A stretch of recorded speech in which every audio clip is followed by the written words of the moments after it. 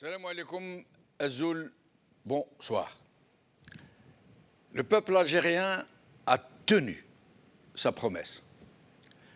Malgré un bourrage acharné, impudique, au point de doubler le nombre de votants en moins de 4 heures de temps, doubler le nombre de votants en moins de 4 heures de temps avant la fermeture des bureaux de vote, sans que les images de l'ENTV, qui pourtant aux aguets, ne puissent nous montrer cet extraordinaire afflux d'électeurs, cet engouement, ce raz-de-marée dans les bureaux de vote. Le boycott a été massif, spectaculaire, catégorique. Ce bourrage ne manquera certainement pas de nous livrer ses détails. Mais d'ores et déjà, nous savons, bourrage y compris, que 70% des Algériens ont massivement, non pas boudé, mais fortement rejeté ces élections, comme ils l'ont fait pour le référendum sur la Constitution, comme ils l'ont fait pour les présidentielles, dont l'actuel squatter d'Al-Mouradia nous dit qu'il a été le candidat du peuple et de la jeunesse et qu'il a été élu par le peuple et la jeunesse. À l'étranger, c'est 95% de nos compatriotes qui ont rejeté ces élections scélérates.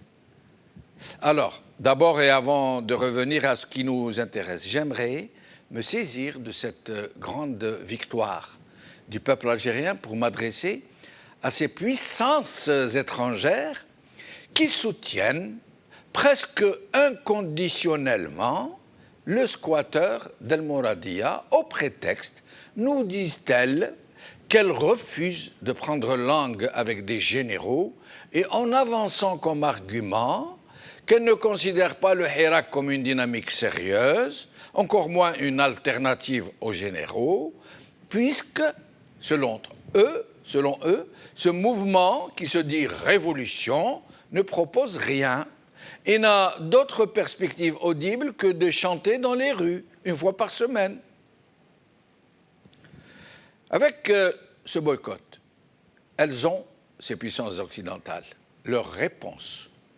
Le peuple algérien ne fait pas que danser et chanter, même si c'est très beau de chanter et de danser après avoir si longtemps souffert. Le peuple décide de son destin de façon forte, quasi instinctive, d'un pacifisme admirable, malgré la répression qu'il subit au quotidien, dans sa jeunesse, dans ses vraies élites, malgré la subversion, malgré la haine qui est inséminée en son sein pour le fracturer, pour le plonger dans l'incertitude et le doute. Et si cette réponse ne parvient pas à franchir leur autisme et leur déni, alors qu'elles condescendent seulement à méditer sur le chiffre de la participation de la communauté algérienne à l'étranger et surtout en France, où ce régime prédateur ne peut pas frauder avec autant d'aisance qu'il le fait en Algérie. Moins de 5% ont voté. Que faut-il d'autre pour les convaincre, ces puissances étrangères, qui considèrent que la raison d'État n'a pas d'état d'âme et que ce n'est pas une connivence avec un régime parmi les plus prédateurs de l'histoire que de le soutenir dans sa mainmise sur son propre pays. Mais avant de poursuivre, permettez-moi de nous arrêter un peu sur la réalité des chiffres dont le régime se sert pour nous enfumer. Prenons celui-ci, celui de 5% de participation de la communauté algérienne à l'étranger. 5%. Ça peut glisser sur notre imaginaire, mais envisageons ce chiffre sous une réalité autrement plus crue. Environ 1 million d'électeurs inscrits, 1 million d'électeurs inscrits, dont plus de 700 000 en France seulement. Et les électeurs qui ont été au bureau de vote n'ont été que de 50 000 sur 1 million. 50 000. 50 000 électeurs dont on peut situer globalement l'origine sociale. Rappelons-nous seulement que tous les barons du régime, quasiment tous les grands commis de l'État actuels ou qui ont pris leur retraite, les ministres, les ex-ministres qui sont plus de 500 à s'être installés dans la seule France, 500. Les walis, les diplomates, des milliers d'officiers supérieurs, des milliers d'ex-cadres supérieurs du secteur public, des milliers de clients du régime, et donc toutes les familles de ces gens. Ces gens-là sont très certainement plus de 50 000 personnes en France seulement. Et ce sont généralement ces gens-là qui ont voté.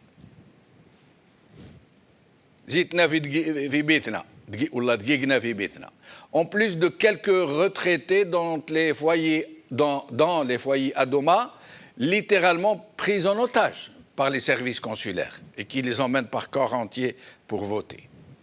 Voilà pour savoir qui sont ces gens qui ont voté en France de façon générale.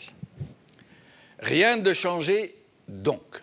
Un régime totalement coupé du peuple, dont il a volé la souveraineté, et des laudateurs qui continuent de le soutenir, journalistes et pseudo-élites, contre l'avenir de leurs propres enfants.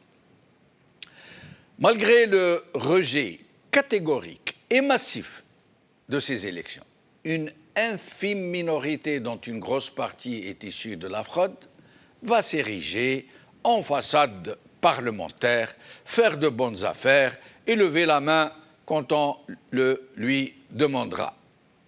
Et puis, ils feront comme si de rien n'était. Les gagnants de la loterie électorale vont se congratuler, manger le méchoui et rejoindre leur niche respective au Berlamen, comme l'appellent les Algériens désormais. Et bien sûr, ils vont nous dire qu'ils ont été élus par le peuple. Et bien sûr, ils vont tenir leurs promesses étructorales de nous fabriquer de la Californie un peu partout dans les coins les plus misérables du pays. Et bien sûr, Macri va nous transformer en Turquie, pendant que son autre pote du même trottoir va tous nous faire entrer au paradis, Viagra en poche pour pouvoir honorer qui de droit.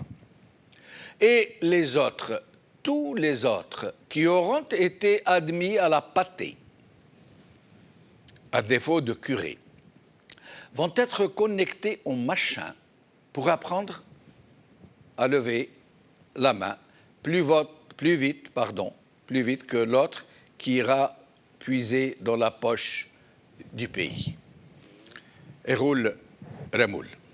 En attendant que le Hirak débarque toute cette faune à la première décharge publique. En tous les cas, nous pouvons être fiers du peuple algérien. Quant au Hirak, il vient d'envoyer au monde entier le plus beau signe de vie qui puisse être, celui de couler dans les veines de la patrie bien-aimée. Le Hirak est vivant et ce boycott massif est son œuvre.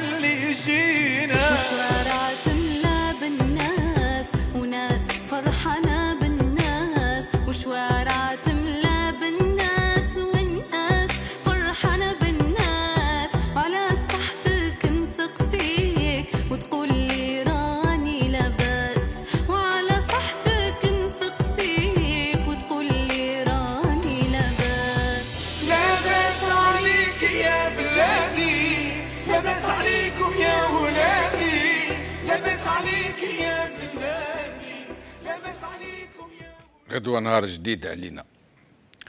Législative algérienne, comment faire de la bricole avec de la récup. C'est le titre de notre émission d'aujourd'hui. Idir est avec nous, Idir Onoren, analyste politique. Merci Idir d'être là. Merci pour votre invitation. Merci. Brahim Younsi, cadre du MDA de 82 à 88. Brahim Younsi, merci d'être là. Ça va se savoir. Bonsoir, déjà fait. Bonsoir Karim. Bonsoir Idir. Bonsoir Karim Naïtou Slimane, militant politique. Merci d'être avec nous. Bonsoir Djamaldine, merci. Bonsoir. Je suis tenté de vous poser une question, encore que j'ai la réponse pour ne rien vous cacher. Avec votre sourire, je m'attends à tout. Est-ce que, et je vais commencer par Karim, le plus jeune. Ah, évidemment. Ça veut dire l'étoile montante. L'étoile montante et le Hirak, en fait, parce que nous ne faisons qu'accompagner, même si nous sommes en plein dedans. Karim, moi j'ai la conviction très profonde que cette victoire, comme celle du référendum sur la Constitution, comme celle du boycott pour les présidentielles, sont l'œuvre du Hirak. Parce que ce n'est pas de l'abstention, c'est du boycott, très actif et très militant, à votre avis. Oui, absolument, absolument. Le Hirak, c'est la révolution pacifique, comme s'appelait Dabrahim de l'appeler, et maintenant il a réussi vraiment à me convaincre avec le temps et puis les changements qu'il y a eu. La révolution pacifique, je préfère nettement ce terme, c'est 40 millions d'Algériens plus 6. C'est ce qui se dit dans la rue. C'est-à-dire 40 millions la diaspora. Plus 6 millions de la diaspora. Et c'est ce qui fait la puissance de cette révolution, et c'est cette intelligence collective, cette détermination collective. Après, parfois, elle passe par certaines figures, par certains mouvements, par certaines personnalités. Mais il faut savoir que la révolution pacifique, c'est 40 millions d'Algériens plus 6. Toute cette intelligence... Vous comptez même les bébés parce qu'ils vivent dans cette ambiance moi, je vois les bébés dans les marches. Je vois les bébés dans les marches. Tous les Algériens sont concernés. Et le résultat est là. La révolution pacifique a fait des émules partout. Le militantisme en Algérie, ça devient un militantisme galopant. Ça se propage, ça atteint même les villes les plus reculées où le régime se réfugiait historiquement. Maintenant sont acquises à l'idéal de la révolution pacifique. Le résultat général, ça donne ce camouflet historique au régime, parce que le boycott ne s'est pas fait seulement contre le Tebboune et ceux qui l'ont mis en place. Ça, c'est ce qu'on voit de façade, un camouflet pour Tebboune et ceux qui l'ont mis en place et leur feuille de route. Mais derrière tout ça, ce que dit le peuple, il ne dit pas non au vote, il dit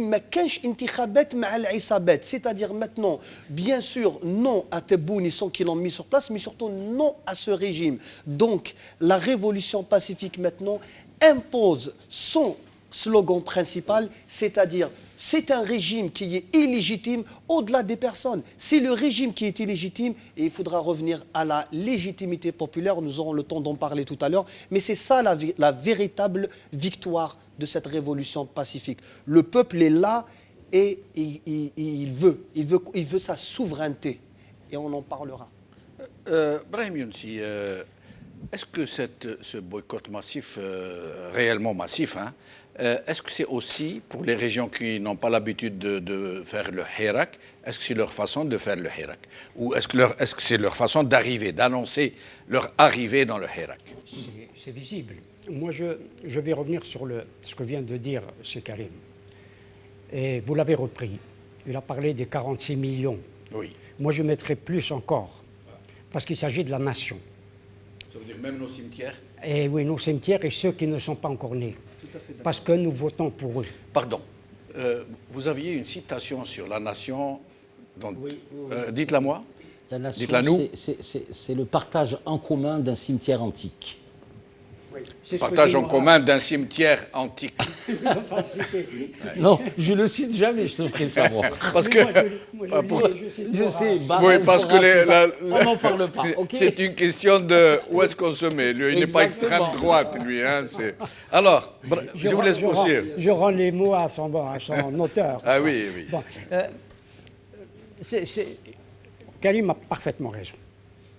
C'est plus que 46 millions. Parce qu'il y a des enfants à naître et il y a les cimetières. Je vous remercie d'avoir rendu hommage, à travers ce que vous venez de dire, à ceux de nos hirakistes qui sont morts pendant le Hirak. Donc je me rappelle, par exemple, entre autres, que je m'excuse de ne pas citer, Ben Khedda Hassan, entre autres. Tout à Je fait. vous en prie. Nous pensons justement à tous nos morts et à tous ceux qui sont morts Merci. pour merci. la nation algérienne, pour la Chouhada. démocratie Chouhada. depuis 62. Absolument. Depuis 62, quelles que soient les divergences que l'on Depuis Même 54, avant. Même avant. depuis Oui, mais 45, disons, depuis depuis que nous 1830 et même depuis- avant. oui, oui, Ouais. oui. Ouais. depuis Cimetière antique. depuis Hein. que l'Algérie a son État, Absolument. qui s'est libéré du colonialisme. Hippolyte Taine avait ce mot, 10 millions d'ignorants ne font pas un savoir. Tebboune venez vous nous dire que plus de 20 millions d'abstentionnistes ne font pas une décision. Oui. C'est quand même très, très grave. Ce régime, l'expression de la population, du peuple algérien, et cela a toujours été le cas, n'a pas été prise en considération. Jamais la position affirmée ou implicite, explicite ou implicite du peuple n'a jamais été prise en considération. Aujourd'hui, le peuple algérien s'est manifeste, demande à ce régime de s'en aller. Demande à ce régime de s'en aller. Puisque j'ai droit seulement à 3 minutes, et je vais... Non, vous pouvez prendre plus. Ça veut dire que c'est mieux que nous prenions absolument. à peu près Absolument. cette marge-là pour pouvoir faire Absolument. tourner le micro. Parce que je voulais revenir. J'ai regardé, ça a commencé jeudi, je crois, ces fausses élections. J'ai regardé Canal Algérie. Oui. Bonne matinée, je ne regarde quasiment jamais. Je n'ai pas les chaînes privées, je préfère lire. Mais j'ai regardé, je me suis forcé, j'ai regardé. J'ai été saisi. Tout s'est figé dans le temps. Je dis cela parce que j'ai couvert les élections municipales de 1973. Et j'ai retrouvé, j'étais à Msila, mais là j'ai regardé Alger et ce qu'ils ont montré comme reportage. J'ai retrouvé la même atmosphère d'il y a 50 ans pratiquement. Parti unique. Les mêmes mobiliers, les mêmes expressions, les mêmes décors. La glaciation. La glaciation. La glaciation. Vraiment, le temps s'est figé. C'est incroyable. J'ai retrouvé cela, y compris dans les expressions, toute la rhétorique. C'est la rhétorique du Parce que parti. ce régime ne peut c'est ni parti s'amender, Voilà. ni changer. Et permettez-moi, pour Oui. cette fois, de citer Ben Bella, qui n'était pas le seul, Oui. qui était pour le parti unique. Mais quand il a été libéré, il a dit la chose suivante, et je suis entièrement d'accord avec lui, et j'étais d'accord avec lui, que le parti unique était le mal unique. On ne peut pas mieux dire. Idir. Oui, maintenant, si c'est pour revenir aux élections et ce qu'a dit Karim et Brahim, moi je pense qu'au-delà moi je dirais que c'est la victoire du peuple du Hirak contre les forces du statu quo et de l'inertie. Surtout la victoire, je dis, du peuple du Hirak contre toutes les forces, à la fois d'inertie, les forces participatives aussi qui sont à l'intérieur du spectre politique algérien, et on voit à travers les résultats. Le souci, c'est que maintenant, il est temps pour nous de mettre, pas les points sur les i ni les barres sur les t, mais de se situer où est le problème dans notre pays. Quelles sont les responsabilités? Qui doit les porter? Pourquoi sommes-nous arrivés à cette situation-là? Pourquoi notre pays ne peut pas vivre en liberté d'être, en liberté d'exister, dans le respect des uns et des autres, dans cette espèce de citoyenneté, dans cette espèce d'humanisme? Mais pourquoi? Maintenant, je pense qu'il est temps maintenant de nommer les choses. Il faut les nommer. Il faut maintenant rentrer dans dans le cœur du réacteur. Qui a imposé la solution institutionnelle? C'est M. Gaïd Salah. Qui a poursuivi l'œuvre de M. Gaïd Salah? Et au départ, c'était de la même veine. C'est M. Chengriha. Quand vous dites œuvre, moi je ne suis pas très d'accord. Non, quand je dis œuvre, c'est une manière de parler. Moi, non, c'est une manière de parler. J'imagine que le mot œuvre est trop noble pour ce genre. Oui, non, on peut. C'est oui. une manière, si vous voulez, c'est une expression que j'utilise Oui. justement pour laisser. Voilà, tout à fait. C'est juste pour. Donc à partir de ce moment-là, et je vais rentrer dans le chou, comme dirait l'autre, il serait temps que maintenant que les forces politiques puissent, sur la base d'une analyse qui est factuelle, que tout le monde partage. Jamais le peuple algérien n'a été aussi politisé. Jamais le peuple algérien ne s'est autant approché impliqué. de la politique comme ces 2 dernières années. On a libéré la parole ici, j'ai parlé de catharsis, etc. Mais il serait temps aujourd'hui que les forces politiques d'aujourd'hui et celles à venir, je te rejoins, puissent maintenant... parce qu'on ne peut plus rester dans ces histoires de marche. C'est une espèce de statu quo qui ne fait rien avancer. Il serait temps que il y a des pistes qui sont ouvertes et qui sont relativement faciles. On est en échec total. L'ingénierie politique du système a montré ses limites. C'est la 3e fois, l'élection présidentielle, le référendum, encore plus massif, ici, tout de suite, hier, le peuple... Oui. Le boycott. Oui. Et donc les élections où je sais pas, il doit y avoir même pas 14% peut-être qui sont exprimés, les clientèles, les corps constitués, etc. Il serait temps que l'opposition aujourd'hui, c'est un échec total, il faut qu'il demande la démission de M. Tebboune. C'est obligé, sur 3 échecs comme ça, ce n'est plus possible. Démission de M. Tebboune, démission du gouvernement et passer aux choses sérieuses. On ne peut pas laisser un pays de 45 millions d'Algériens dans une espèce de non-gouvernance. Mais et le gouvernement et Tebboune ne sont que des façades, même pas institutionnelles, puisque du moins celle de Tebboune est issue de la fraude. Oui, on est d'accord. Oui. Je vais vous dire simplement ceci, il y a des choses qui restent de l'infrapolitique. Donc évidemment, moi personnellement, je ne peux pas en parler. Oui, je comprends. Non pas que c'est une crainte il y a des choses d'infrapolitique, d'autant que les acteurs politiques ne seraient peut-être pas d'accord de rentrer dans cette infrapolitique et de faire le rapport de force avec qui de droit.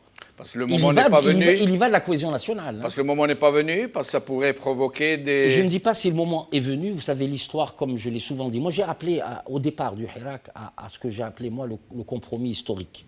J'ai dit la rue, le Hirak, les forces politiques et l'état-major. Ça ne s'est pas fait. Maintenant, je suis revenu de tout ça. L'histoire, ce n'est pas à nous à la faire, Brahim et moi, ni à vous, M. Benchou, je suis désolé. C'est à des jeunes hommes comme Karim. Ah oui, en effet. Ils doivent être aussi dans cet esprit de compromis. Mais l'histoire, pour nous, en ce qui nous concerne, en tant qu'Algériens, elle doit se faire par rupture. Par rupture, non pas par dépassement simplement, mais par rupture.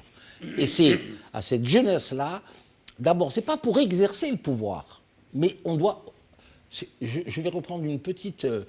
les gens du CRUA, les 6 plus 3, quel âge avaient-ils? La rupture avec Messali. Est-ce que... Bon, c'est vrai que ce n'est pas le même contexte, ce n'est pas la même nature, mais vous avez un colonialisme féroce. La première armée du monde à l'époque, ou première ou deuxième armée du monde. Ils ont pris leurs responsabilités historiques. Maintenant, nous ne pouvons plus nous satisfaire de bavardages précieux, comme je le dis souvent à Brahim. Il faudrait que la jeunesse, et ce que vous disiez tout à l'heure en off, quand on prenait un café, l'élite politique puisse s'impliquer, mais il faut que ce soit des forces coalisées. Oui. Il faut que ce soit un bloc. Ce sera de bloc à bloc. Parce qu'il y a urgence en la matière. Il y a urgence, voilà. Mais Edir, moi, il y a une seule remarque que je voudrais faire à votre brillante intervention. C'est que... Non, c'est... Bien sûr, quand on fait un tel compliment, il y a toujours un mais après. Hein, mais vous êtes un artiste, monsieur Bessou. Vous avez dit quelque chose qui m'a profondément déplu. Ah, parfait. Le Hirak a beaucoup ramené. Les marches, je ne sais pas si vous avez fait attention, vous avez dit on ne peut plus continuer seulement à marcher comme si ça n'avait pas. Ah non. Je dis à plus marcher, c'est-à-dire, moi j'ai toujours dit... Il faut passer à autre chose. Je vous rappelle mais en reconnaissant au Hirak... Reconnaissez-moi au moins ça, monsieur Benchimou, vous êtes avare en compliments, oui. Donc j'apprécie ce que vous venez de dire. Quand je disais que le Hirak doit passer à sa phase adulte, oui. Ça veut dire ce que ça veut dire. Il doit y avoir le dépassement nécessaire. Une progression. Oui, mais je pense que la progression du Hirak, elle va arriver, excuse-moi juste Karim, elle va arriver, il n'y a pas de souci. Elle va arriver Mais pour moi, toutes ces marches à millions, on a largement dépassé la masse critique, en fait. Je vais juste pour faire, excuse-moi, Brahim, je vais t'impliquer là, à contrario. Quand Brahim nous disait il y a quelques mois, peut-être même une année, est-ce qu'il ne serait pas temps, une fois que si le Hirak était consolidé de manière pacifique, les lieux de pouvoir, on ne les occuperait pas, Brahim, on les baliserait, on baliserait les lieux de pouvoir. On laisserait la présidence de la République, mais le palais Zérout, le Sénat, on peut très bien, la Cour constitutionnelle, celle qui est censée représenter le droit, les tribunaux, on peut faire des tas de manières d'envisager les choses. Et ça doit maintenant trouver son expression. Vous voyez, M. Tebboune, quand il dit, à la limite, il a dit de manière un peu ordinaire et banale, il faut le reconnaître, le taux de participation.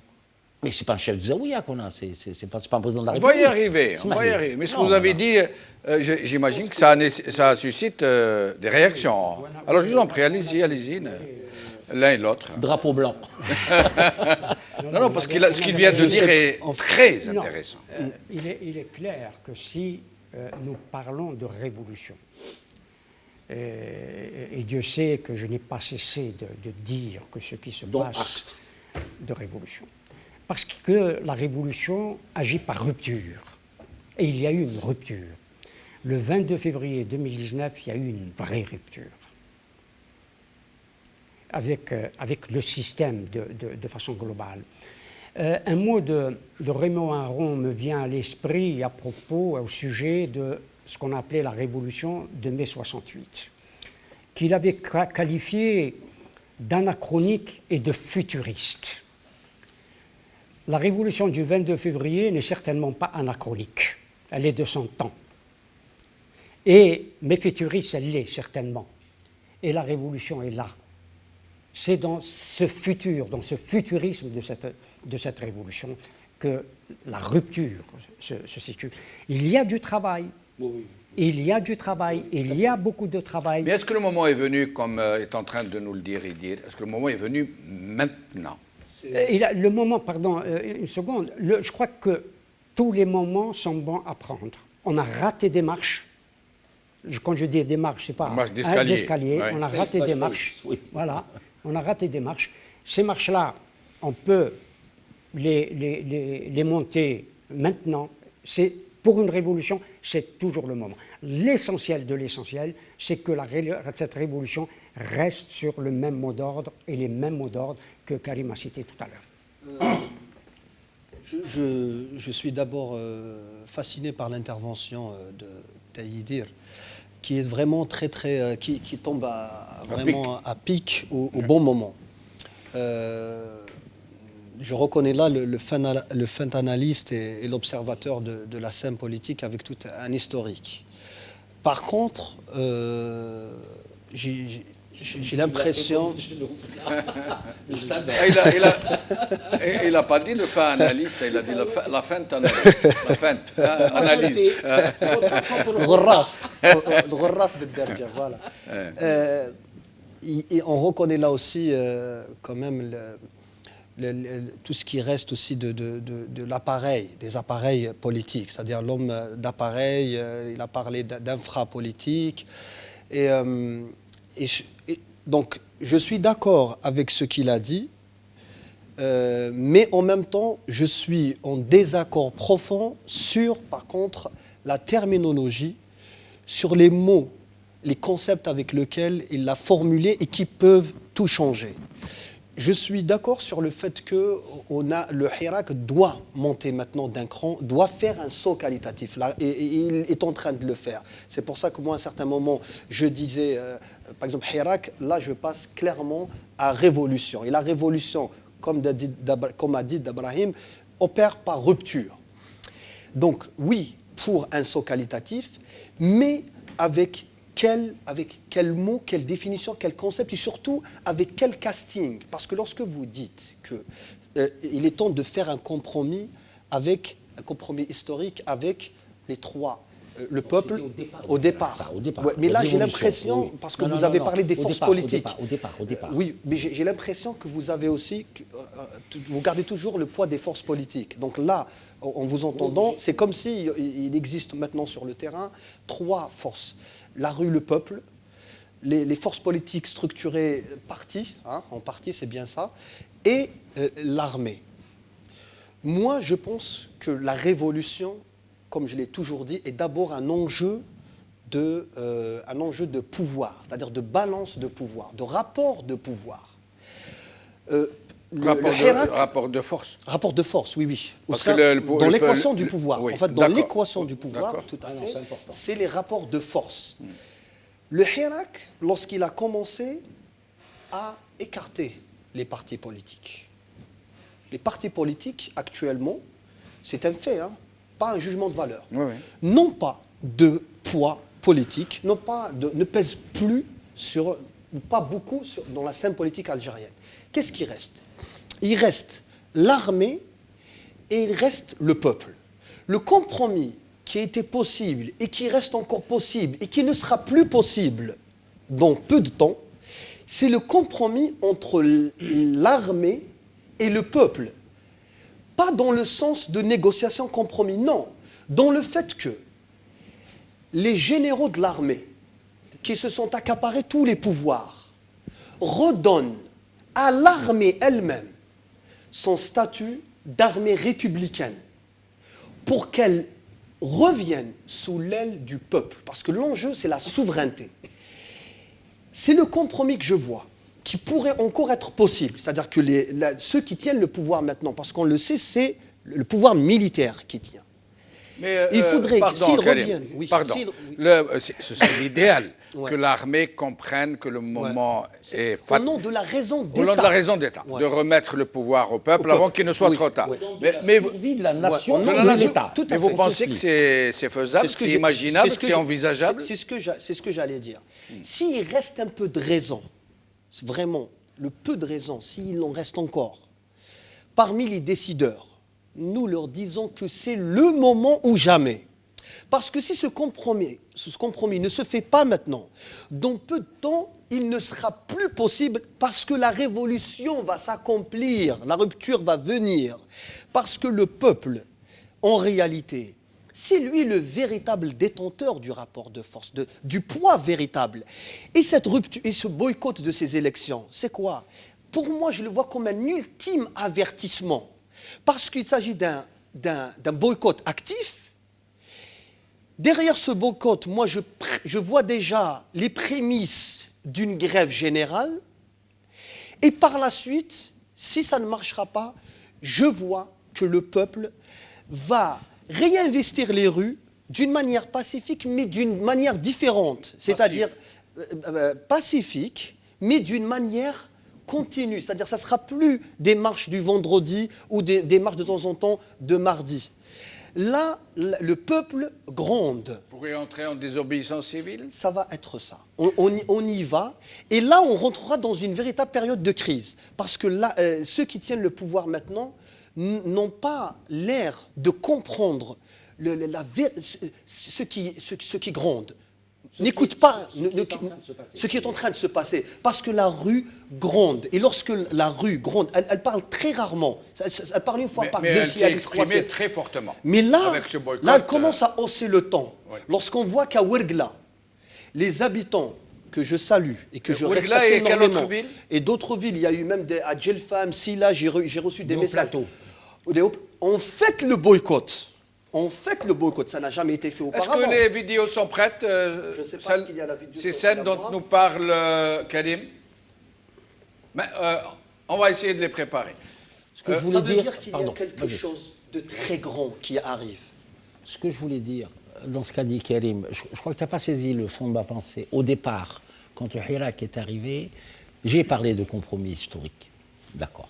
Ensuite, ce que tu dis, toi, je l'ai aussi dit quelques mois après, en disant il faut que l'armée absolument fasse sa mutation et se mette au niveau des espérances du peuple. D'elle-même, sa mutation propre à elle. Et c'était en plus quand il y avait Gaët Salah. Hein, Oui. on s'explique. Parti de là, je suis d'accord. Là où j'ai un désaccord avec toi, c'est quand tu dis les partis politiques. Moi, j'aimerais qu'il y ait beaucoup de partis politiques à venir en termes de création. Mais il est incontestable, même si certains d'entre eux sont rachitiques, Ils sont présents dans la société. Tu prends un parti comme le MDS, il est présent, il n'est pas rejeté. C'est un courant politique de gauche. Tu prends le RCDO, Mohsen est mis au pinacle quand il marche, parce qu'il a une communication intéressante, parce que ça a été le premier à dire publiquement à M. Tebboune, moi je n'ai pas à aller pour un président que je ne reconnais pas. Ça marque l'opinion publique. Le FFS, qui est dans une difficulté organique sans précédent, et qui a véritablement, on en a parlé, je pense, M. Benchenouf, avec sa fausse manœuvre d'être sur la présidence et de revenir, et qui, grâce à sa base militante que M. Benchenouf avait saluée, a une crise organique, une crise d'organisation. Quand je parle de partis politiques, je parle de courant des familles politiques. Moi, je vais même jusqu'aux islamistes, les islamistes domestiqués. Moi, je vais vous dire une chose, et excusez-moi, M. Benchenouf, parce que c'est quelque chose qui me reste en travers de la gorge, quand j'entends M. Bengrina attaquer les Kabyles avec ce racisme primaire, ce racisme animalier, et qu'il risque de se retrouver ministre, donc pratiquement avoir un poste institutionnel dans la Constitution, le gouvernement, etc. Ah ben ça voudra dire que l'État que préside M. Tebboune est un État raciste. Et avant de vous donner la parole l'un et l'autre, parce que vous avez demandé... Idir, je profite de ce que vous venez de dire sur ce racisme anti-kabyle, qu'aujourd'hui, nous fêtons l'anniversaire du 14 juin, quand une délégation en Kabyle, accompagnée de très nombreuses masses populaires, se sont rendues à Alger pour remettre un texte à Bouteflika. C'était la plateforme d'électeurs qui s'adressait à l'ensemble du peuple algérien. Et a été reçu, comme on le sait, un véritable complot. Monsieur Zerhouni, qui était ministre de l'Intérieur, a dit au peuple d'Alger: sortez, il y a les barbares qui arrivent, défendez-vous. Pas au peuple d'Alger. Ils sont allés recruter des Baltagia. Non, donc c'est la méthode. Voilà, il s'est adressé au peuple d'Alger en disant les barbares arrivent. Alors, d'abord, Karim, très vite, une réponse, puis Ibrahim aussi, puis nous allons passer à autre chose. Vraiment, moi, je suis pas vraiment en désaccord avec vous. Je comprends très très bien votre position d'Aïdir. Mais... C'est un enthousiasme pour toi, mon cher ami. Oui, jeune ami. Mais les partis politiques, je suis désolé de le dire, moi, il ne s'agit pas de les exclure ou de nier leur... Ils ont raté le train de la révolution pacifique. Quelque part, il y a 1 an, il y a 2 ans. Comment ça se fait que depuis 2 ans et demi, nous attendions, la rue attendait, tout le monde attendait, un compromis historique au sein de ces partis de l'opposition? Il y a eu des tentatives. Non, il y a des initiatives partisanes, justement. Il y a eu des initiatives qui se sont faites sur des accointances idéologiques. Donc moi, je ne nie pas les courants idéologiques qui traversent la société. Vous avez dit l'essentiel. On fera une émission sur ça. Brahim aussi, très vite, parce que nous devons vraiment essayer de passer à d'autres points, ils sont nombreux. Oui, je le constate. Je suis racisé. J'ai rencontré, il y a quelques jours, je crois, jeudi dernier, un dirigeant du FFS. Nous avons parlé de la situation, on n'a pas parlé de leur situation interne, bien évidemment, mais de la situation que ce parti vit. Et d'autres partis également qui sont en crise. Le PT est en crise, nous savons tous, d'autres partis sont en crise. Ici, vous connaissez, dans ce cercle restreint, ma position sur le parti. J'ai toujours dit, elle a évolué. Elle a évolué. Donc, les partis étaient fort clos. Mais dans quel sens? Oui, étaient fort clos. Ce dirigeant du FFS m'a convaincu sur le plan rationnel. Il m'a convaincu des difficultés notamment du FFS, parce qu'il parlait de son parti, son positionnement était extrêmement compliqué. Mais que la direction, dès le départ, n'était pas favorable à une participation à ces élections qui n'en sont pas, selon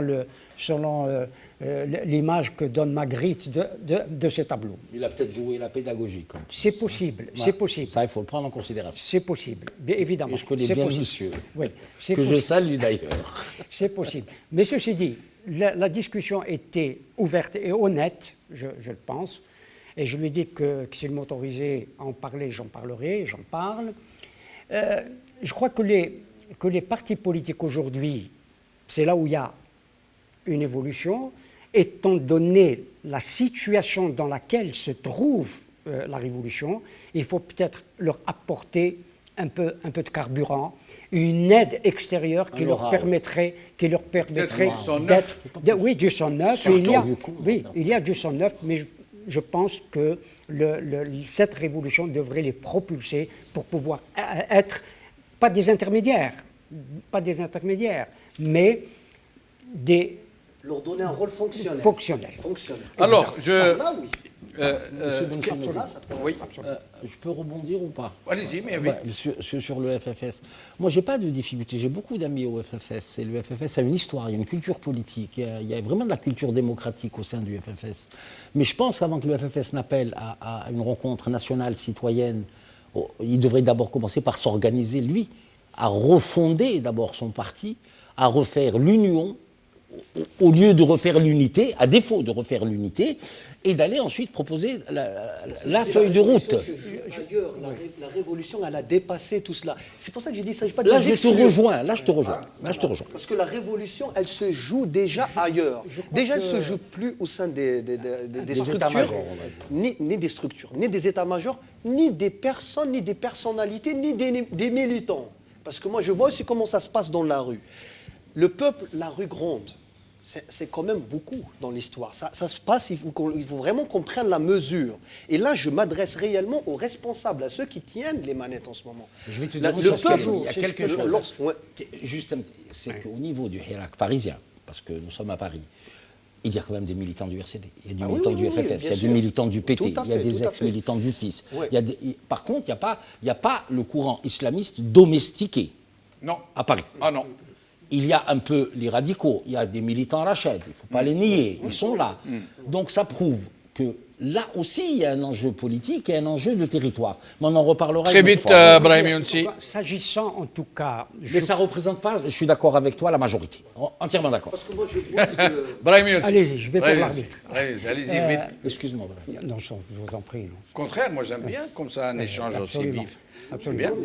Après, il va me mettre une volée. Je connais mieux le FFS, son histoire, sa philosophie, son éthique, etc., etc. Je connais mieux le FFS. Leur leader, que Dieu ait son âme, leur a laissé un testament extrêmement important. Je dis bien un testament extrêmement important. C'est la réhabilitation du politique. Il faut absolument que le politique soit réhabilité. Et les partis, que je le veuille ou je ne le veuille pas, c'est aussi des idées. Et on a aujourd'hui besoin des idées que les partis construisent, fabriquent. Mais au point où ont évolué les choses au FFS, l'héritage... Il faut leur donner,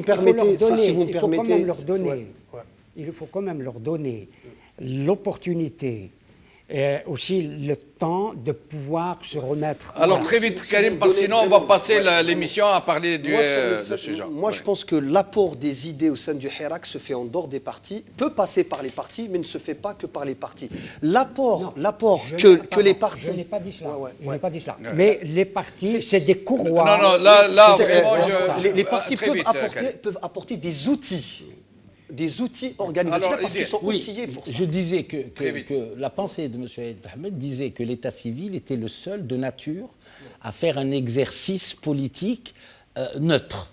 Et c'est ça l'essentiel. C'est la pensée. Alors, d'abord, on va voir il sécularise le pouvoir, si tu veux. Où les gens manifestent pour Iberkou le boycott. Pour que nous nous imprégnions bien de l'idée que le Hirak, même en l'état de latence, n'est pas qu'en Kabylie, il est dans tout le pays. Regardez.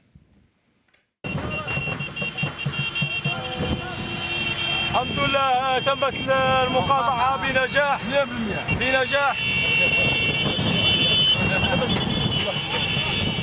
انتخابات مع الحشرات ايوا رجعت بدك ورا ما كانش انتخابات مع الحشرات ما كانش انتخابات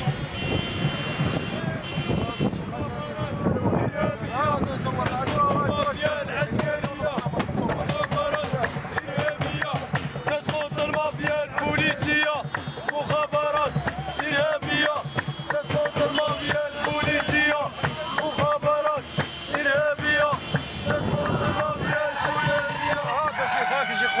وخرج من الكهرباء. La jonction entre la Kabylie et les autres régions du pays va se faire, je vous le prédis, dans les jours qui suivent, contrairement à ce qu'a dit M. Tebboune quand il nous a annoncé que le Hirak était mort, quand il nous a menti, plutôt il a menti aux Français qui étaient allés l'interviewer, parce que les Algériens savent la vérité, le Hirak خرجوا 13 millions les premiers jours pour chasser Bouteflika seulement. Hein. Et après, il a suggéré pour me ramener moi. Hein. Ça n'a vraiment pas été le cas. Je voulais juste vous dire, avant de passer au point suivant, que ce qu'a dit Idir d'abord, puis la façon avec laquelle vous l'avez repris. Moi, je pense que vos deux propositions s'imbriquent très très bien. Vous qui proposez aux forces d'entrer dans le jeu maintenant, de toutes ces forces latentes, de l'intelligentsia, des partis politiques, et même des partis politiques en formation, parce qu'il y en a. J'espère qu'ils vont arriver. Et Karim qui vous dit, oui, mais l'armée est là, elle devrait comprendre que le moment est venu pour elle de sortir par la grande porte en apportant tout ce qu'il faut pour que le pays puisse avancer. Je pense qu'elle s'imbrique parfaitement. Oui, non, il n'y a pas de souci. Absolument, absolument. Il faut trouver peut-être à ce niveau-là, c'est pas pompeux, mais comment dire ça, comment on va réguler, on va dire, la crise politique. Quels vont être les moyens pour réguler la crise politique? Je vous donne comment opère la révolution, et là on le voit. Quand je parle d'outils, le boycott, d'habitude c'était un outil que la Kabylie faisait valoir à chaque fois. Maintenant, cet outil de boycott, maintenant, il est partout en Algérie. Oui. D'autres outils vont venir. Et c'est comme ça que le politique opère. Et ça, les partis peuvent apporter leur expérience, leur expertise même dans ça. Si un jour on arrivera vers la constituante, par exemple, là on aura... Oui, là on... Oui, moi c'est ce que je... Et nous allons écouter M. Charvi. Là, on aura besoin d'outils. Nous allons juste écouter une minute. Non, pas une minute, 30 secondes. Ce que tu dis, c'est juste. Et Ibrahim et moi, on l'a dit souvent. C'est une histoire d'abord que des personnes émergent du Hirak. Une histoire d'outils. Après, nous parlerons de méthode. Et nous allons écouter M. Charvi. Monsieur Charvi, s'il vous plaît, M. Charvi. عدد الولايات التي سجلت نسبة مشاركة بين 40 و 50% 3 ولايات، وعدد الولايات التي سجلت نسبة مشاركة بين 30 و 40% 14 ولاية. عدد الولايات التي سجلت نسبة مشاركة بين 25 و 30% 9 ولايات. عدد الولايات التي سجلت نسبة مشاركة بين 20 و 25% 10 ولايات.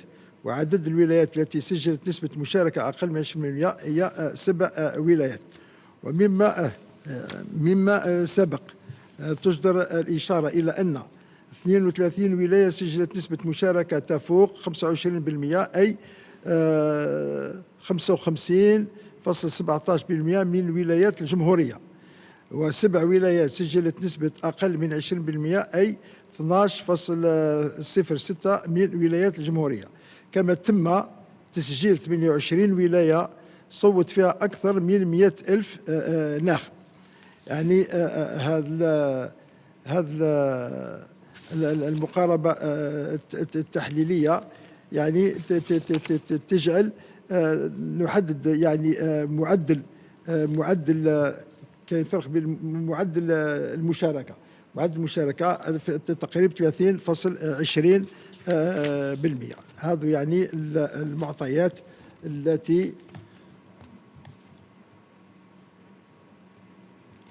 التي يمكن يعني إعطاؤها في هذه الساعة إن شاء الله.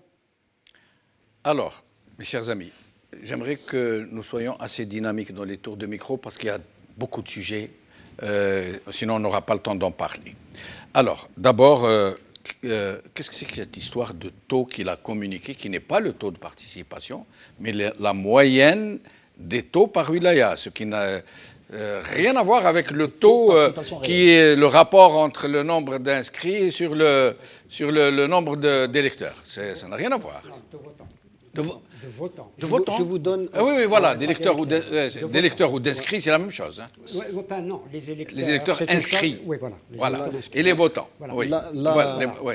Le, Là, c'est le une- nombre de votants divisé par le nombre d'inscrits. Voilà. On trouve le. D'accord. Là, c'est une invention. Donc là, c'est quelque chose qui va rester aussi et qui va être étudié à Sciences Po peut-être dans quelques années. Hein, donc ce certainement. régime. Là, Ça veut dire le vous taux donne qu'ils nous ont donné, c'est pas le vrai. Hein. Non, mais je vous Non, donne. J'ai un non, ami, non, j'ai un ami que je salue, c'est un universitaire à Bordeaux qui m'a fait, que je salue d'ailleurs, qui m'a fait une petite. C'est un économiste. Il m'a fait par des chiffres. Si vous permettez, je vous donne juste 2 exemples parce qu'il a Allez-y. pris quand même le temps de ne. D'accord.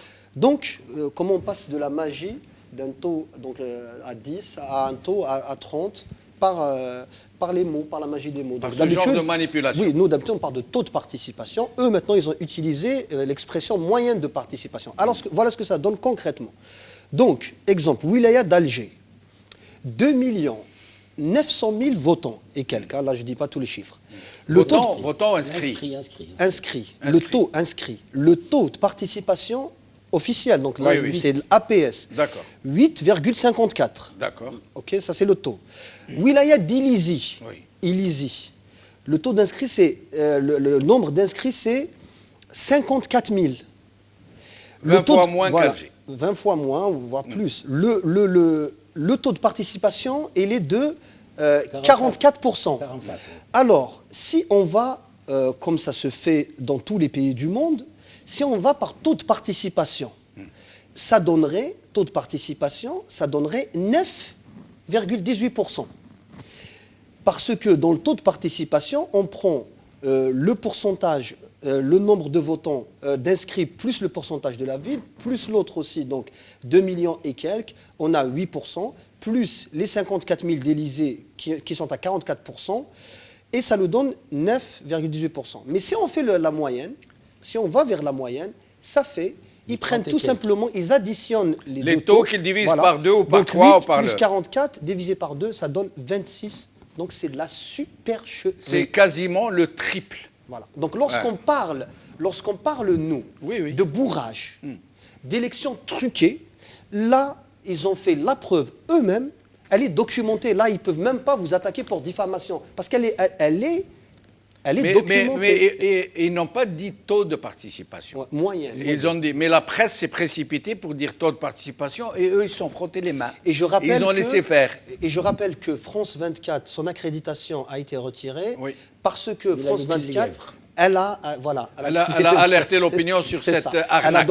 Voilà, tout à fait. D'ailleurs, je remercie notre ami de Bordeaux parce qu'il m'a envoyé les mêmes. Les mêmes, C'est très gentil, oui, merci oui, oui. beaucoup. Oui. Alors, tour de micro sur cette question, et puis nous allons parler. La participation dans tous les pays du monde, et notamment dans les pays démocratiques, et surtout dans les pays démocratiques, montre la bonne ou mauvaise santé d'une démocratie. Chez nous, il n'y a pas de démocratie, hélas. Mais ils veulent montrer qu'il y a une participation, que la population adhère et a adhéré. Mais on donne le taux de participation et libre à eux de donner aussi la moyenne de participation des wilayas. Pourquoi ils ont avancé ce premier chiffre et pourquoi jusqu'à maintenant, alors qu'ils sont en train de donner des détails, surtout, Karim vient de ne le donnent-ils dire, pas c'est- le taux de participation? Karim vient de le dire, c'est une supercherie, c'est une filouterie. C'est incroyable. Parce qu'ils ont la... Ça me semble-t-il que pour moi, il y a eu carrément, parce que c'est des amateurs, ils n'ont même pas profité de l'ingénierie politique des élections qui ont jalonné tout l'exercice démocratique depuis 89. Je pense qu'il y a eu un peu, peut-être, probablement, hein, un dysfonctionnement entre l'État garin et le ministère de l'Intérieur. Ça, c'est un. Ils n'étaient pas d'accord. Deux, qu'on mette autant de temps à donner les résultats malgré la difficulté à classer par la croix le député. C'est pire que de la Mais à quoi il sert et l'autre, Salima Tlemceni sur le Watan, elle a été d'une clarté extraordinaire qui rejoint ce que disaient Brahim et Karim. Voilà. Mais ce qui est, à travers le taux de participation, parce qu'il n'a jamais été aussi faible. Il Mais n'a le jamais problème été est aussi faible. pourquoi jusqu'à maintenant, bon, ils ont essayé quelque chose, ça ne passe pas. Tout le monde s'est rendu compte que c'est une supercherie, c'est une arnaque. que le taux de participation, jusqu'à maintenant, nous ne le connaissons pas. Oui. Pourquoi ne le donne-t-il pas? Jusqu'à maintenant, avant l'émission, il ne l'avait pas encore donné. Qu'il le donne ou qu'il ne le donne pas. Mais qu'on sache au moins, fraude y compris, Qu'il le combien donne- d'Algériens oui, ont voté. Qu'il le donne ou qu'il ne le donne pas. Vous savez où ils l'ont donné? Vous savez où ils l'ont donné? Seul endroit où ils ne peuvent pas frauder, parce qu'en France, ils ne peuvent pas tripoter dans les boîtes. Vous savez pourquoi? Parce qu'ils ont peur que des agents du consulat éventent la question, ils vendent la mèche aux journalistes français. Donc ils ont donné l'instruction, ils ont dit non, en France, vous donnez les vrais chiffres. Et les vrais chiffres de la France, c'est moins de 5% dans toute la diaspora. 73, non, par là, dans ces eaux-là, je pense. Alors, j'aimerais... Non, Oui, allez-y. Juste là. Et ça me paraît extrêmement important. C'est qu'ils ont compris que le crétinisme, comme dirait Marx, le crétinisme parlementaire ne fonctionne plus. Et c'est la raison pour laquelle ils veulent absolument gonfler les chiffres de la participation. Annoncer, on m'a donné ce taux-là. Pourtant, Tebboune avait dit le taux de participation Oui, ne tout à fait. C'est pour m'intéresse ça que pas. oui, Non. tout à fait. Donc c'est la démocratie qui ne l'intéressait pas. Peut-être. Je vais te dire, je suis un peu d'accord avec, parce qu'il ne faut pas oublier une chose, c'est qu'on vit dans un système très autoritaire, où l'autoritarisme, fondamentalement, s'oppose à la démocratie, c'est comme ça. L'autoritarisme s'oppose à la démocratie. Donc fatalement, c'est pas nouveau, c'est les mêmes problématiques de tous les systèmes. En fait, moi, il me semble, ce qui devrait nous agiter un petit peu, c'est à travers les résultats, comment ont-ils choisi. J'aimerais bien savoir ce que Gil Jadid a fait comme résultat. J'aimerais bien savoir quelle va être la future coloration, on va dire, du Parlement. Je vois sur Alger, il paraît que le FLN a eu 10 sièges, le Moustaqbel 8, Hamas 8, El Bina 8. Est-ce que la coalition bouteflikienne entre le FLN, Abou Djara Soltani et je ne sais plus quel autre parti, l'autre béquille de leur pouvoir, va revenir alors qu'elle a prouvé l'échec, elle a amené le pays vers le mur? C'est ces questions qui doivent nous agiter et que ceux, moi je le dis parce que ça me touche, que M. Bengrina ou que M. Mokri, qui disent, comment ils disent ça, et que l'autre dise il faut les exterminer, il faut les gazer, il faut, ça voudra dire que l'État est devenu raciste. Et c'est là où il prend toutes les... Ce qui, ça me touche, semble-t-il, s'est manifesté dans ces fausses élections, c'est que le pouvoir illégitime n'est plus hégémonique. On a vu, il n'y a pas d'hégémonie. Oui, ça part dans tous les sens. Il n'y a pas d'hégémonie. Donc le système, le régime illégitime, il est en train de s'étioler.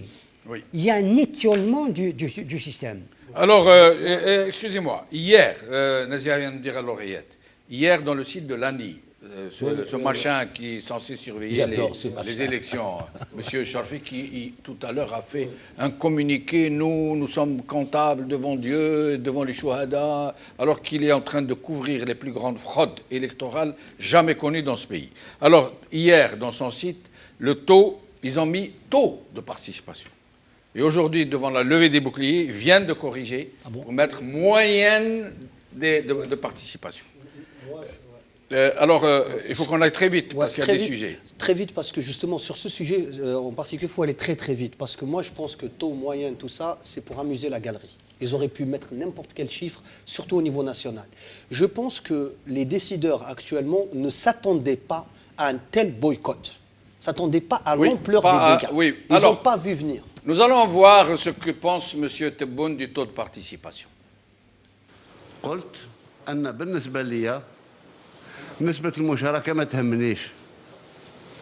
أنتم تعرفوا باللي فيه دول يعني قديمة في ممارسة الديمقراطية.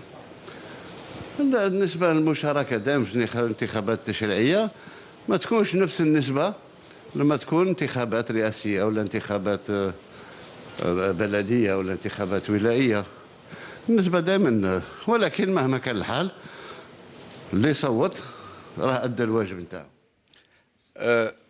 On ne va pas pouvoir avancer parce qu'il y a d'autres sujets. Hein, si je peux juste allez-y. ce que j'ai commencé tout à l'heure. Donc, je pense que ça, c'est les taux pour amuser la galerie. Par contre, je pense que ça, la tête du monsieur qui vient de prononcer ces mots a été, à mon avis, a été mise à prix et que le boycott, en fait, a lancé un ultimatum et que le compte à rebours pour Tebboune a commencé et son équipe.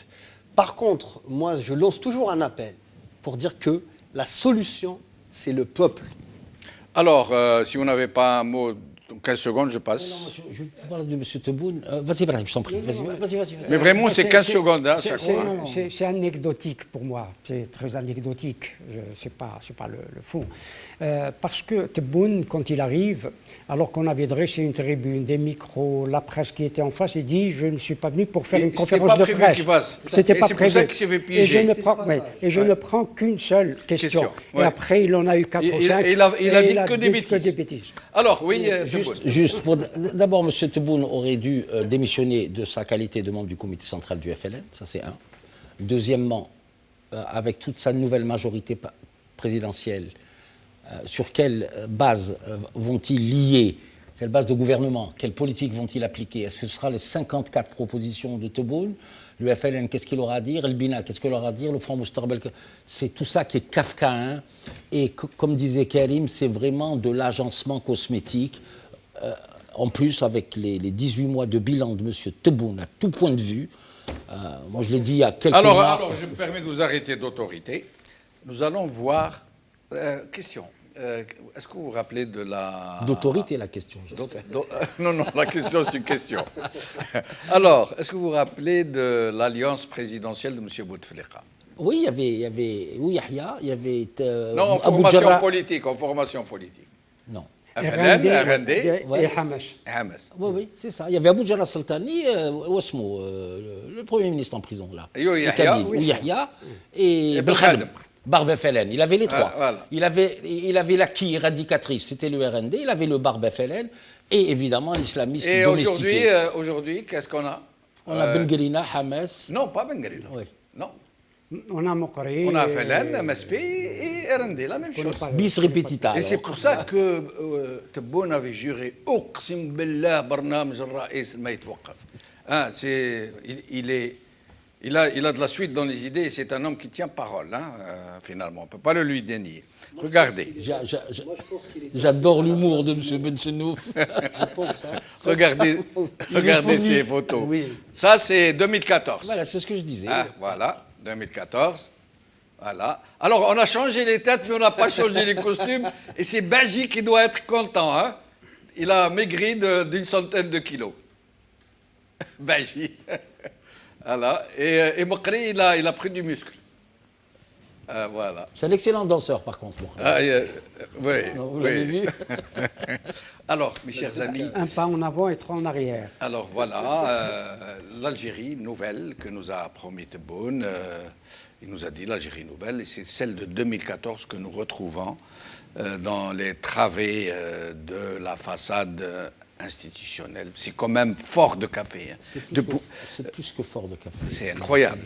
Moi, je pense qu'avec ce type de pratique encore, c'est la cohésion nationale qui est menacée. Quand je dis cohésion nationale, c'est par rapport à... Et moi, je me souviens, je vais rappeler ce qu'a dit Mme Zoubida Assoul avant l'élection de Tebboune, quand elle a fait un appel, pour moi c'est un des appels les plus politiques, quand elle a dit « j'appelle l'armée à la raison ». Maintenant, il faut appeler l'armée à la raison, ou alors qu'il mesure à la fois la complexité des choses et à la fois le risque de rupture au consentement de l'autorité. Brahim aussi, un tour de micro très rapide, parce qu'il y a d'autres sujets et on approche bientôt de la fin.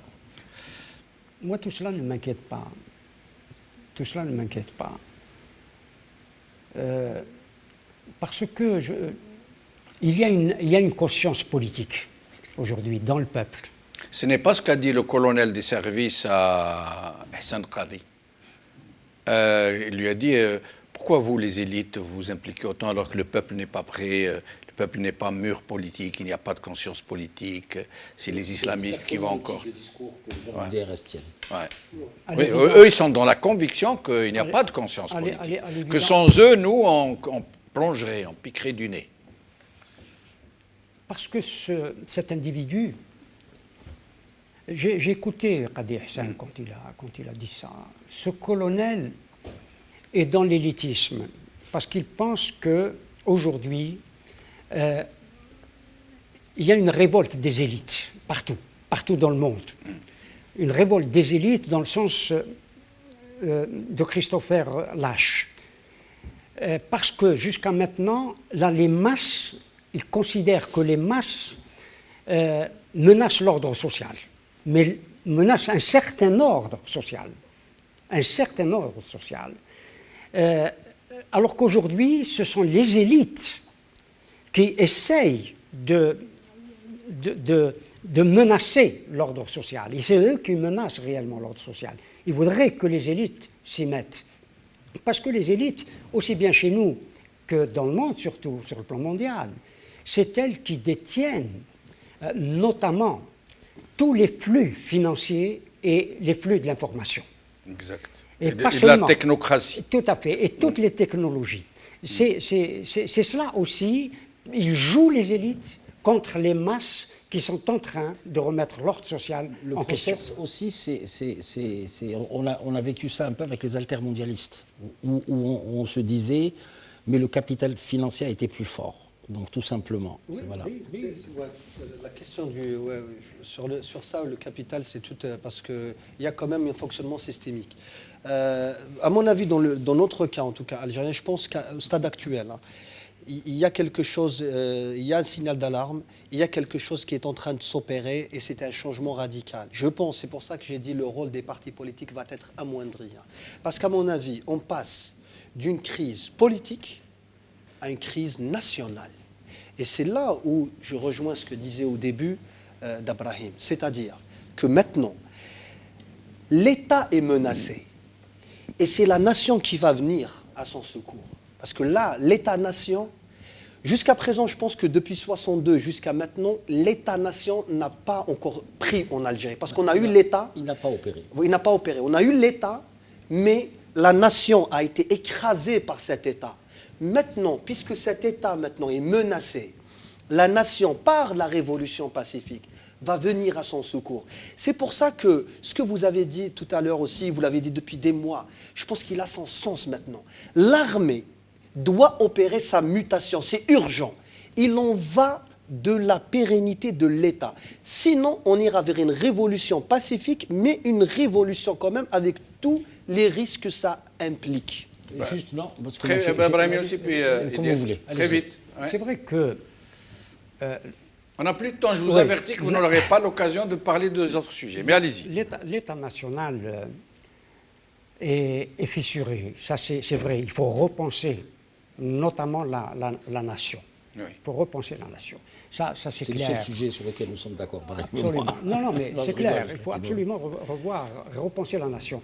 Parce qu'aujourd'hui, le lien qui doit exister entre l'ensemble de la communauté nationale, c'est rompu, qu'on le veuille ou non. Il s'est rompu. Donc il faut reconstruire les liens sociaux, il faut reconstruire le lien national, ce lien qui faisait la cohésion de la nation. Aujourd'hui, ce que disait Idir tout à l'heure à propos de ces hommes politiques, permettez-moi de pyromanes, de mettre des guillemets, est extrêmement dangereux. Et c'est la raison pour laquelle il faut absolument, à partir d'ici d'ailleurs, de cette tribune, essayer de travailler pour que reconstituer, recomposer le lien social. Moi je l'ai toujours dit depuis le début, même avant la naissance du Hirak, j'ai toujours dit que la nation doit être repensée. C'est un nouveau pacte d'union nationale autour de valeurs, non pas sur de l'idéologie, quelle qu'elle soit. Quelle qu'elle soit, c'est au niveau de valeurs dont la citoyenneté, le primat du droit. Le droit est un bien commun qui nous permet de vivre ensemble et je pourrais aller des heures et des heures à parler de ça. Voilà. Alors, nous allons vous montrer quelques images, et puis nous aborderons la dernière question parce que nous n'aurons pas le temps de parler d'autre chose, qui sera celle de la fraude, cette fameuse fraude qui a atteint son pic entre 16h et 20h, et pourquoi le FLN et le RND ont été récupérés et ils l'ont été à ce moment-là. Il semble même, selon certaines rumeurs qui circulent, très très bien informés, que des coups de fil ont été donnés je ne sais pas où, je ne peux pas dire à qui de droit, pour repêcher le RND et FLN et empêcher que les islamistes, même domestiques, ne puisse représenter une majorité réelle. D'abord, nous allons regarder la magnifique, la fabuleuse, l'admirable, l'émouvante manifestation d'hier à Paris, Hirak parisien. Je vous rappelle que les gens n'étaient pas au courant jusqu'à 17h. Et à partir de 17h, c'était trop tard pour vraiment donner l'information. Quand on était arrivés, nous quatre d'ailleurs, qui sommes ici autour de ce plateau, il y avait à peine 500 personnes. Et puis d'un seul coup, tombé du ciel, une flambée de drapeaux et de you-you. Et c'était magnifique. Et il y avait au moins 7 à 8 000 personnes venues de partout pour crier leur joie, pour festoyer, pour acclamer le blackout, le boycott et dire à Tebboune que le Hirak n'est pas mort, qu'en France, il y a eu 95% de boycott. En France et dans le monde, partout où ont voté les Algériens, ou plutôt où ils n'ont pas voté. Alors, nous allons voir quelques images de Hirak parisien, puis nous allons aborder la dernière question.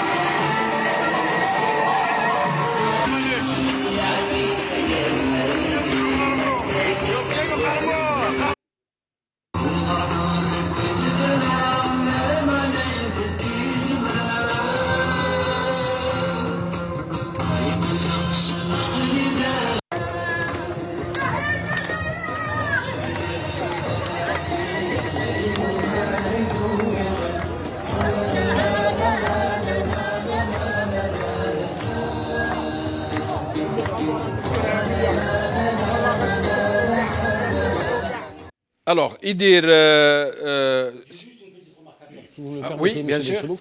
Les images sont d'une excellente qualité. Alors, j'avertis nos téléspectatrices et téléspectateurs que c'est l'œuvre de monsieur Jamel Benchenouf. Mais le problème, merci Idir. Le problème, c'est que comme je ne sais pas filmer, Oui, non, elles étaient très belles. j'ai fait des vidéos franchement. courtes. J'avais pris des non. vidéos courtes, ça veut dire, et je ne me rendais pas compte que c'était éteint. Je filmais pour... alors que... Mais n'empêche que le plein montage est de- magnifique, en C'est- tout cas. c'est hein. signé, c'est Ouais, signé. C'est signé, on va Eh ben, dire. parce allez. que j'aime le Hirak, parce que j'aime les Hirakis, si j'aime les gens que je rencontre à la place de la On l'a vu, République. on l'a vu, on l'a Alors, remarqué. entre 16h et 20h, le taux est passé de 14% à 30%, plus de 30%. Le problème est que donc c'est 4 millions qui ont voté en l'espace de 4 heures. Et ce que tout le monde se pose comme question est que l'ANTV, la télévision publique algérienne, et toutes les autres chaînes serviles, domestiques, qui sont avec le régime, une quarantaine quand même de chaînes, qui étaient tous dans les bureaux de vote à attendre enfin la manifestation de ce engouement dont nous a parlé l'ambassadeur, se manifeste. Alors, on ne nous a pas montré ce déferlement d'électeurs. On n'a pas vu une seule image d'un seul bureau de vote où il y avait trop de monde, sauf ces bureaux où il y avait des militaires en civil, et qui étaient reconnaissables parce qu'ils étaient tous du même âge, qu'ils étaient tous des garçons, il n'y avait pas de filles. Alors, et donc, des gens disent que la fraude a eu lieu surtout pour repêcher le FLN et le RND qui étaient au plus bas. Et je vous laisse en parler. Et c'est un tour. C'est le dernier tour de micro. Vous avez 3 minutes chacun. Alors, et à la fin de Non, moi, je vais être tour très de bref. micro. Par contre, je voudrais avoir 30 secondes pour un message personnel. Allons-y. Ce que je veux dire, c'est que vous l'avez très bien dit là pour la fraude, essayer de récupérer le FLN, le RND, mais pour moi, pour le RND, il y aura peut-être un peu plus de mal. Sur l'ensemble des petits résultats qu'on cueille comme ça, sur Alger, ils ne sont pas présents, ce qui est anormal. en termes de symbolique, hein, au niveau de la capitale. Ce que je dirais d'autre, c'est que vous dites, c'est pour... Moi, je pense que dans leur tête, déjà, ils savaient qu'il y aurait une coloration islamiste domestiquée. Donc, il y aurait un peu la frange ex-UNJA par Bel'id. Et évidemment, le parti qui se dit parti héritier du FLN, alors que ce n'est pas le cas. Donc voilà, mais ça, c'est pas surprenant. Et moi, j'en aurais terminé parce que je ne commente même pas. Quoi. Et ce retour de cette alliance présidentielle bouteflikienne, ça a un sens ou c'est juste c'est tout ce qu'ils avaient sous la main? Moi, je serais prudent avant les résultats définitifs. Parce que vous savez, moi, je pense qu'ils n'ont pas encore trouvé la bonne architecture pour le prochain paysage au sein de l'Assemblée et que ça doit... parce qu'au sein même du commandement militaire, dans nos familles, dans nos associations, dans nos partis, il y a des courants, il y a des rapports de force, il y a des exécutions, et c'est comme ça que ça avance. Donc je ne sais pas s'ils sont d'accord au moment où on parle, sur la future coloration, ou sur le futur spectre politique qui va se dessiner au niveau de l'Assemblée. Alors, spectre politique, architecture, moi je vous trouve trop sympathique. Moi je vous rappelle le titre de cette émission, comment faire de l'abricot avec de la récup.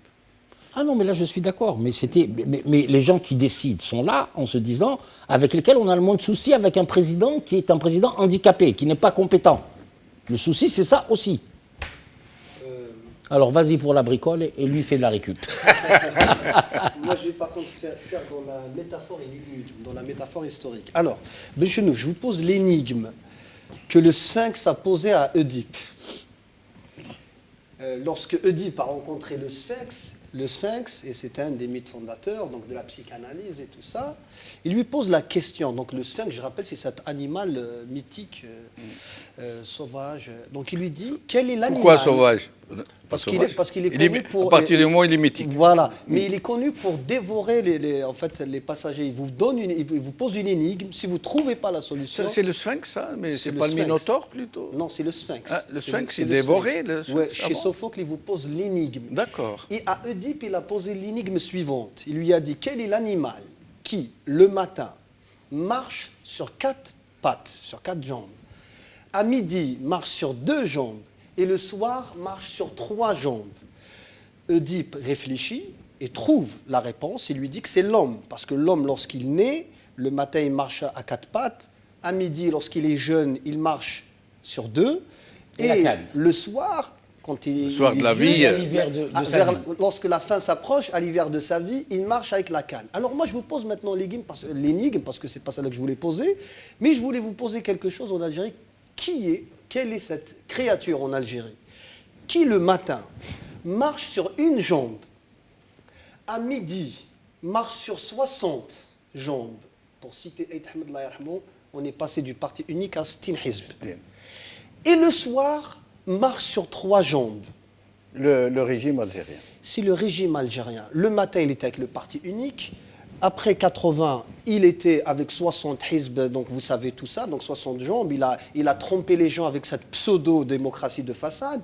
Vers le soir, avec Bouteflika... Le soir de sa vie. De sa vie, parce que pour moi, le règne de Bouteflika, c'était déjà l'ultime décadence, et donc c'est la fin de vie de ce régime. Il a marché sur... La fin de cycle, il a marché sur 3 jambes, qui sont le FLN, le RND, le MSP. Et donc maintenant... il est sur ces 3 jambes, il est obligé de les avoir pour garder un semblant d'équilibre. Mais la bonne nouvelle, c'est qu'il faut qu'on le comprenne, c'est que ce régime est à son heure crépusculaire. La fin s'approche et il n'a plus de lendemain. Donc nous maintenant, concentrons à lui donner le coup de pouce fatal vers la sortie et pensons et préparons les lendemains de l'Algérie. Il faut l'aider à partir autrement dit. Tout à fait. Brahim Younsi, le mot de la fin. Moi, je ne sais pas si c'est ces 3 composantes qui arriveront à l'Assemblée.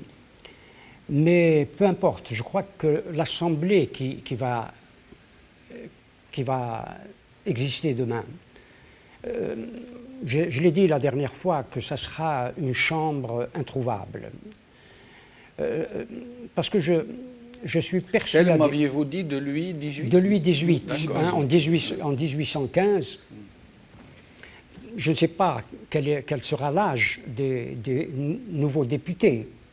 Et ils ont tous présenté des jeunes, mais en 1815, il y avait de jeunes nobles. Et ces jeunes nobles qui ont dépassé les vœux du roi.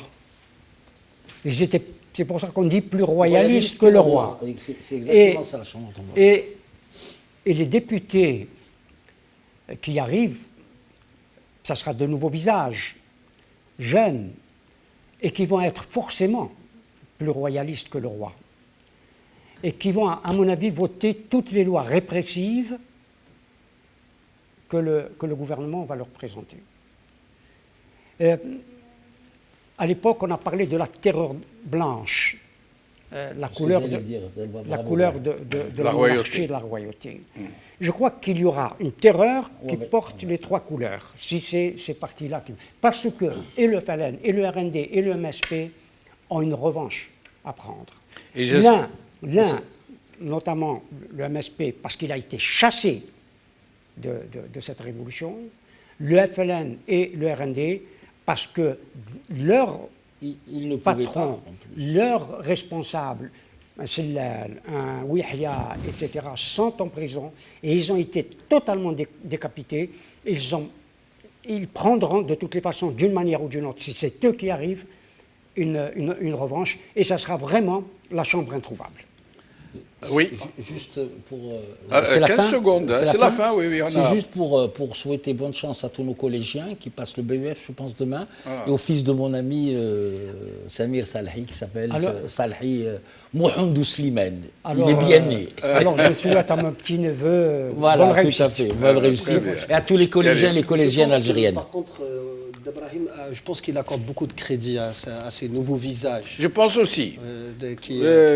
Moi, je pense qu'il ne pèse rien. C'est pas en termes de crédit. Parce que vous pensez, les députés, entre guillemets, algériens, n'ont jamais eu de pouvoir. Ça a toujours été une chambre d'enregistrement. Bien sûr. Ce qu'il faut retenir, ce qu'a dit Ibrahim, c'est la terreur. Ils vont être le vecteur de la... Du côté régime. Alors, je rappelle, je n'ai plus le chiffre en tête, peut-être que Nazia va pouvoir me le dire, qu'il y a eu à peu près 2900 et quelques candidates femmes. Devinez combien on a eu de sorte d'élus. Hein. Sur 2000, une vingtaine. Une vingtaine, parfait. Alors... Mais on parle de parité, on parle d'émancipation, on parle... Voilà. Donc 20 sur 400 et quelques, c'est ça? Alors, je n'ai pas le chiffre, je n'entends pas bien. Plus de 5000 candidates, il n'y a eu que 20. Et 5000 femmes candidates. 5000 femmes candidates, 20 sièges, t'imagines? Voilà. Pour rassurer Karim, nous avons passé le temps très vite. Pour lui dire que quand je parle de l'Assemblée, je parle du régime. Alors, avant de vous quitter, nous allons vous montrer une dernière vidéo du Hirak parisien. Vous allez entendre le plus beau youyou de l'année. Mais sinon, Selmiya, Khawa Khawa, nous n'avons pas fini avec l'analyse et la lecture de ces élections. Je vous donne rendez-vous à demain. Khawala khair, Slama.